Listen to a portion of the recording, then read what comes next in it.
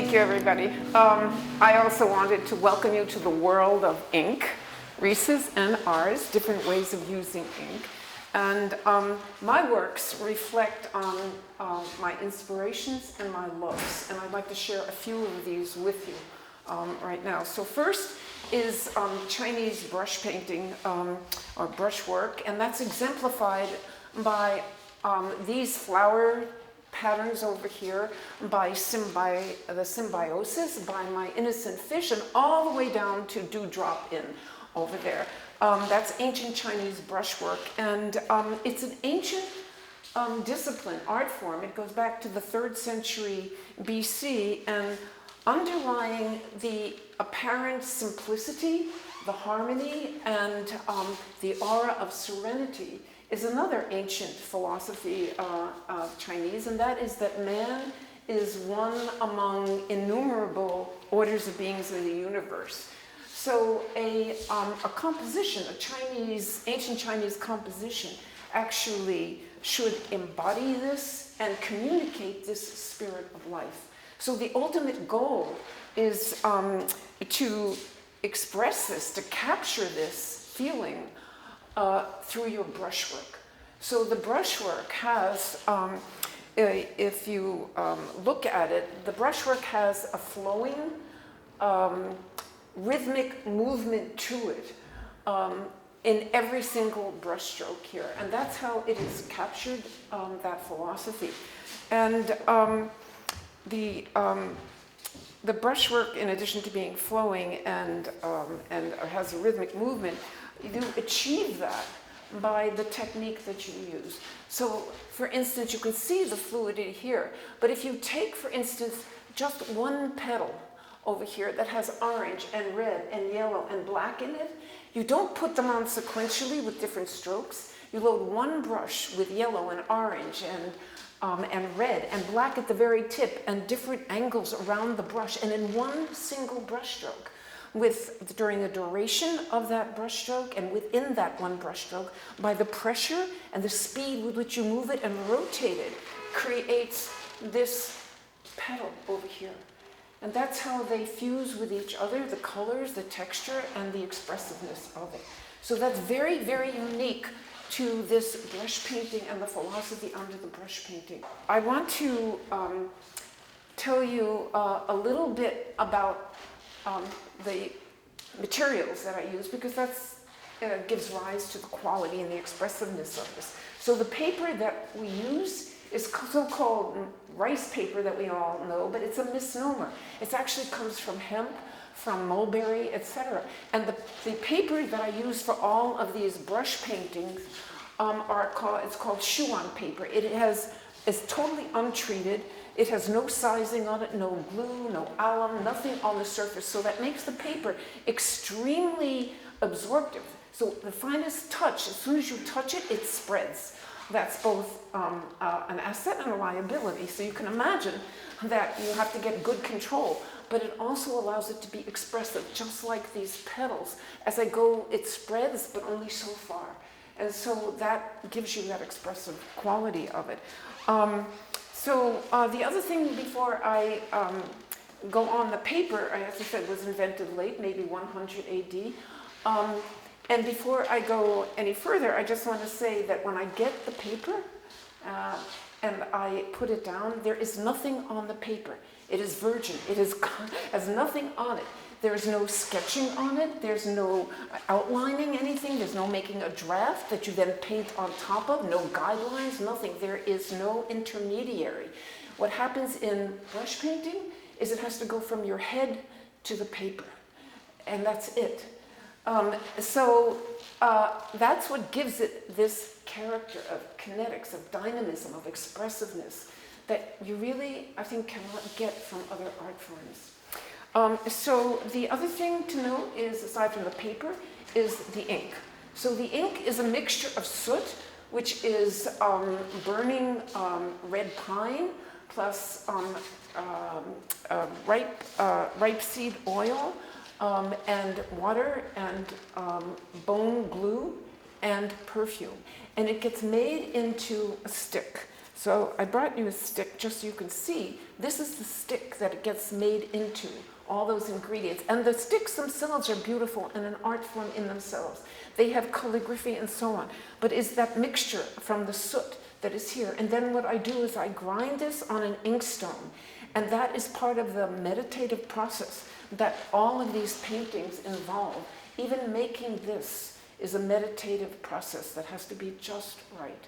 So that is the paper and the ink, and the technique allows not only these kinds of things, but you can see that some of them have a little bit of whimsy, playfulness, but they all have dynamic qualities and expressiveness, and that's one of the most glorious parts and why I'm in love with this art form. Okay, so that's number one. Number two is that this Chinese brush painting made its way to Japan in like the 7th century AD. And when it did, it was adopted by Zen Buddhist masters who then developed it into the most exquisite advance of this technique, which is called sumi-e, which means brush painting. And this painting over here, which is called Homage to Hakuin. Hakuin was a Zen Buddhist master in like the 16 to 1700s. And you all know Hakuin. You just may not know him by name. So if you've ever heard of, he's the first one to merge meditation and koans. And koans are these anecdotal riddles that challenge your logic, but are hopefully enlighten you. So what Hakuin did was the one that you probably all know is he said, what is the sound of one hand clapping? And I know that you probably have heard that. So in one, this is a twofold dedication, this painting, one to Hakuin, because he did paint some blind men crossing various terrains. So that's one thing. And the other thing that this is dedicated to is something that I heard on NPR, a program called Invisibilia about 2 years ago. It was the host on the radio program interviewed somebody named Daniel Kish. And Daniel Kish was diagnosed, he's a young man, he was diagnosed when he was 13 months old with retinoblastoma. He was totally blind. And his parents were given the option, raise him as a sighted child or raise him as a blind child.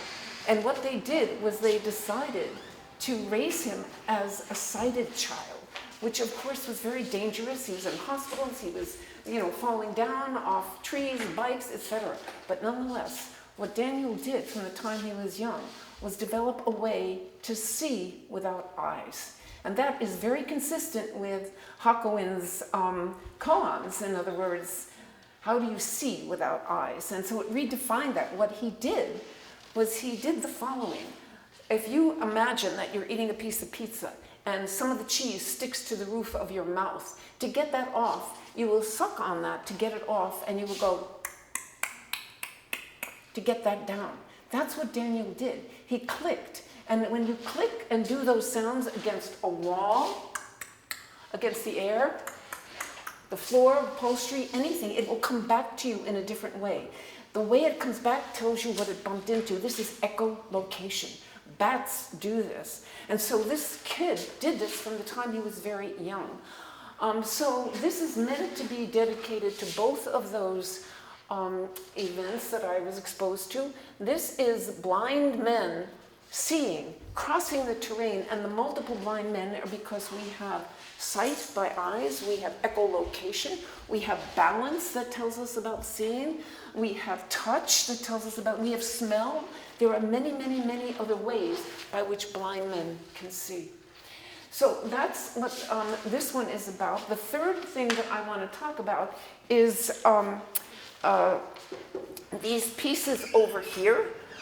These pieces, my snow trees, and these pieces, they are done on what's called scratchboard.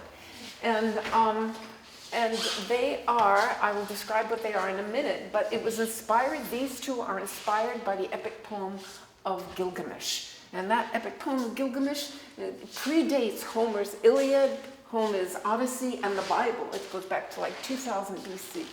And Gilgamesh was this phenomenal king. good-looking, handsome, courageous, and had 9, was half, 2/3 divine, but wanted and quested for immortality. And, had 9-foot-long legs, etc. And he was the king of Uruk, this city, where the whole epic takes place. And this is one of the adventures, but the people of Uruk actually complained to the gods that he was a tyrant. And what they did was they created Enkidu, another being. And these two transformed each other and became very, very close. And that is what the epic is all about. And it's a beautiful thing and how your choices and your journeys alter your interactions and transform each other. So that is what this is about. So I want to comment a little bit about the technique. It is done on a paper that is white china clay, gleaming white that it comes through. And on top of that is put a cover of India ink, black India ink. So what I work on is a sheet that is as black as my shirt. And no lines, nothing. Again, unforgivable, just like the sumi-e. Can't correct it, etc. What I do is I am a direct engraver. I take engraving tools, very fine tools, and I scrape off the black. And I produce these images that you see here with no lines, nothing on it. There's no way that I can glue back the little dust particles that I've scraped off. So again, it has to go from your head to the paper in a way that you can see the image in your mind. So that is scratchboard.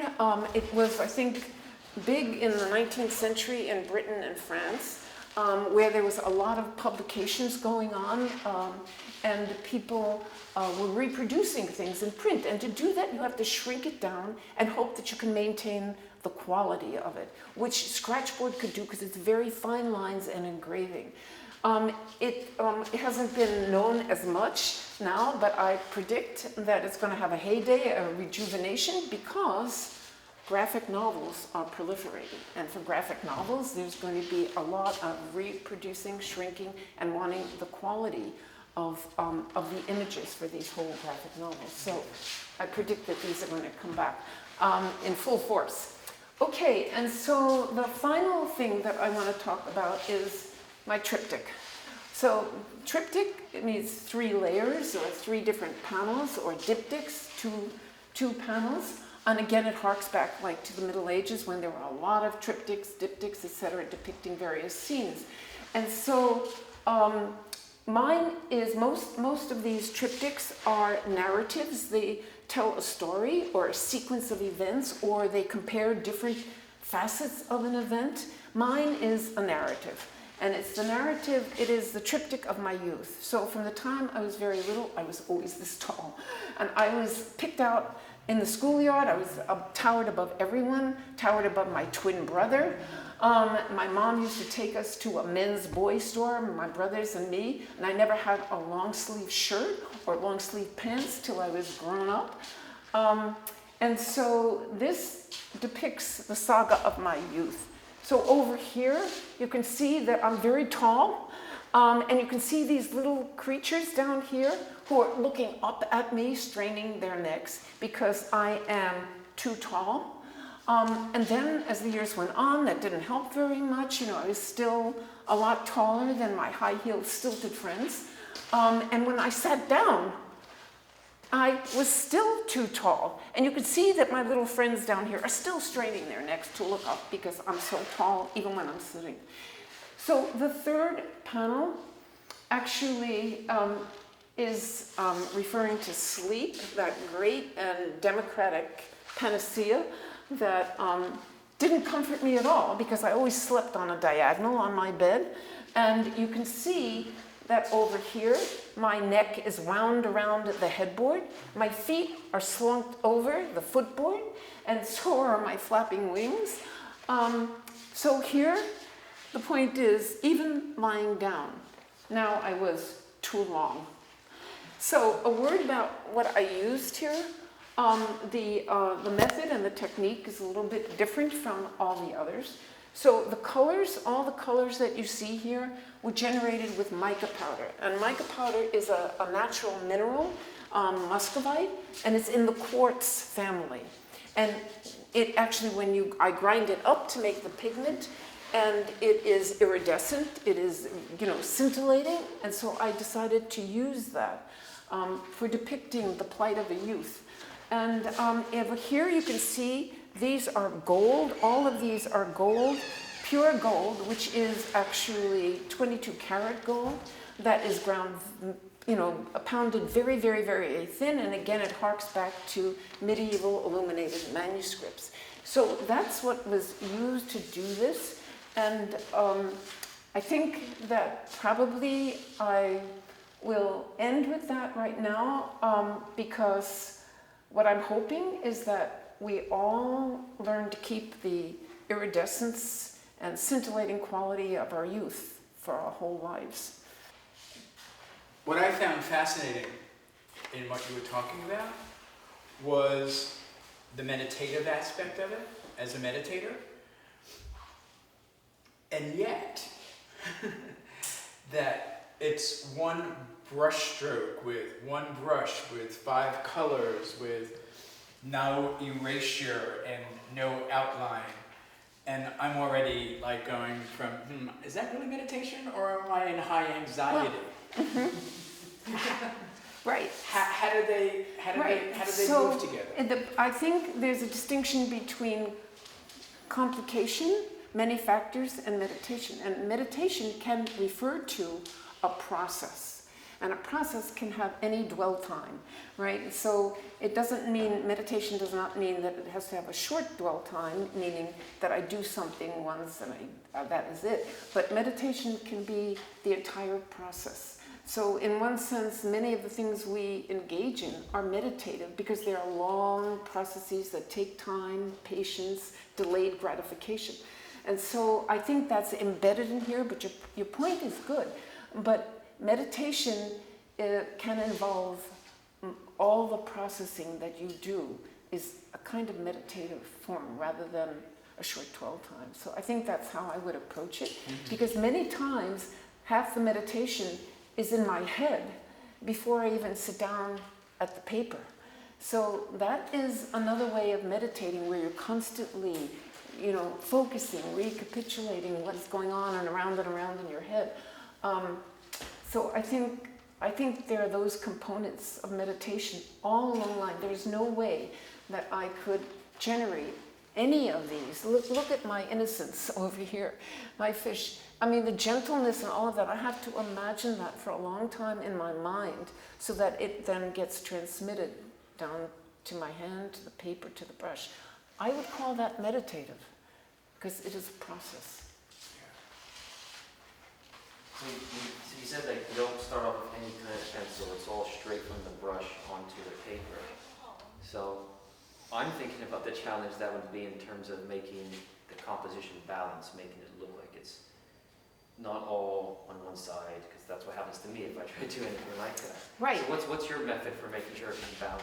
Right. So actually a part of, that's part of the image in your head, so that you know where things are going to be, and the balance takes place not on the paper but in your head. And that's, again, the answer is that most of the time, because we have crutches, in a positive way, we have crutches that we know, I can always go in and make this correction. I can always balance it by putting this color over here to balance this over here. If I took away all of your crutches, you'd be forced to do it in your head first. And so I've just gotten into the habit of doing that because I don't have those alternatives where I can go in and add something to balance something over here. And so it doesn't mean that, as I said to you before, that there aren't times when I just say, that doesn't work. And as I said to Eli before, that just generates a closet full of wrapping paper that I use. All my rejects are wrapping paper for gifts. And it's not necessarily a fault with balance, because that, I think, I've already somehow addressed in my head. But I think it's a fault with, I didn't press hard enough. I didn't lift up. I didn't swing it over. Those are more technical aspects that, of actually doing it. I wish I'd been introduced to this from the time I was young. You know, in China in the old days, they used to have really infants hold their arm out and pile books on them so that they could develop the strength of the arm so that they could control it as they're doing things. And, you know, and most of us haven't had the opportunity to be exposed to it, the process, the long process from the time you're an infant, imagine, or like Daniel Kish, you know, from the time he was little, clicking his way through life and what he sees, and imagine the subtleties that he found by that process. You know, the process from the time we're young is pretty powerful. Am I correct in assuming that your background is in physical chemistry? Or Yeah, it's in chemistry. It's in chemistry and physics. so, which came first, the chicken or the egg, the art or the physical chemistry? Oh, And how no. correlated are they? Okay, the art has, both have been with me, but I can clearly remember the art. I remember the first thing I ever drew was when I was like in 4th grade or something like that, and I sat down with a picture of a cow at the dining room table and a blank piece of paper. And I said, I'm going to do this. And I realized in doing it, so I have a very distinct time point that I can say I knew I started thinking about art, seeing, doing. Physical chemistry, I probably also had them, but they didn't register, so I haven't retained them. But I've always had an interest in mechanism, science. How does that work, Mom? You know, Anyway, and I remember sitting there, and 4 hours later, I got up, but had drawn the cow. You know, the same thing that I had been looking at. And what it taught me was maybe art is a way of looking and seeing and keep looking and looking. Look at shadows. Every time, you know, after that I said, okay, well there's a shadow right there. There's a shadow right there. Pay attention. I mean, and if I could pay attention and recapitulate that, I would have recreated that. So I think I was exposed to art, not intentionally, but just by my vision. At least at that point I knew. And how much that got propagated, I can't tell you. But science has also been a part of my life, and I think they're intimately related. To do science, we have to be creating, thinking artistically. We have to think of all the possibilities. We have to walk around the image in our mind of a mechanism to get the molecular mechanism of how something works. We do it all the time.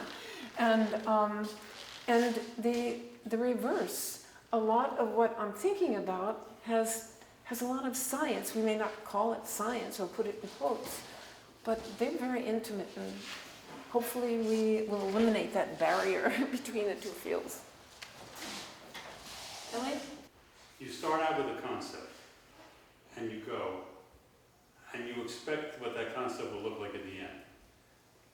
Do you ever start out, change the concept without wrapping paper on the same one and create the end result? Yeah. It's different from what it started out as, but it's still the same that you started with, if you know what I mean. No, I'm modifying just like when we have a dialogue. You know, depending on what we say to each other, we modify what we say and what we think. And then thoughts occur to me, like you guys have all said things that make me think, oh yeah, that's right. Or, you know, oh right, now I've never thought about meditation, what you raised actually, Joe. So that does happen.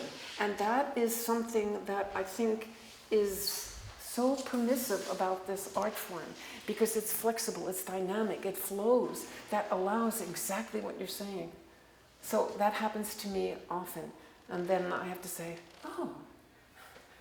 So what you're doing helps define how it's going to come out. Absolutely. That's true of a lot of processes, not just in art, but you know, how you do it, what you're doing, the kinetics of how you do it, too fast, too slow, whatever, alters what you're thinking about. You know, my mind anyway is constantly listening to what I see, what I hear, etc. It's just like, I think, you know, singers who are singing, they hear their voice through their ears, through their body, but they're modulating it as they're singing.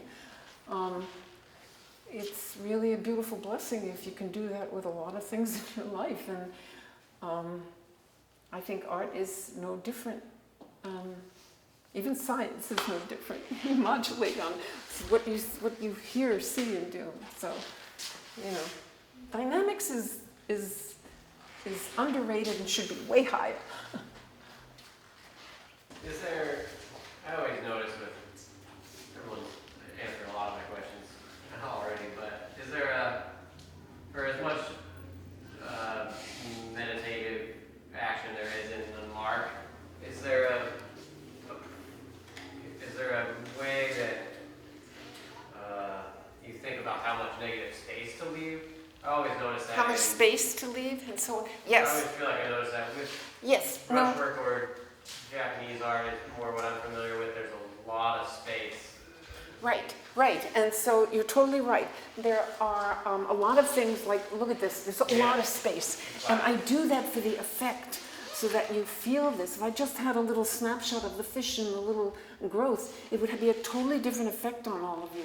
And so there is that cognition of space and how much and where. So you're right, somebody else asked about, a balance and where. So, typically things are not exactly centered. There's always a little bit lopsided over here. Or the spacing is important to conveying the fluidity, the naturalness. Otherwise, you're looking at something that is a little bit more staid, I guess I would say. So it's a big, important part of Chinese and Japanese art. And you can see here, there's lots of space. There's no mountains over here in the background. It's to give you a kind of momentum, a psychological, emotional momentum to do that. So you're totally right. It's something that I think is critical, what you're saying. And there are parts that I haven't illustrated down. There's a lot that's left out. But look at this. This I call half as whole. And what I did was I left out part of it. So there are many times when you are painting a structure and you omit things. The omission is deliberate. The omission is meaningful. It's because your mind creates it and puts it back in. But without the space that you're talking about, you would just have a complete outline figure, and it would have a totally different effect on you rather than leaving it open to your imagination to fill in, rotate things, all of that, if you omit. So omission, space, they're kind of tied together. You're totally right, and that gives you the expressiveness and makes you sit there and rotate the painting. I noticed that as you chilled a little bit, you got more animated, so it was really nice. I love talking with you. I love those times we've talked with each other. Just guys, keep All the right, iridescence thank you. in your lives. We're gonna take a little break.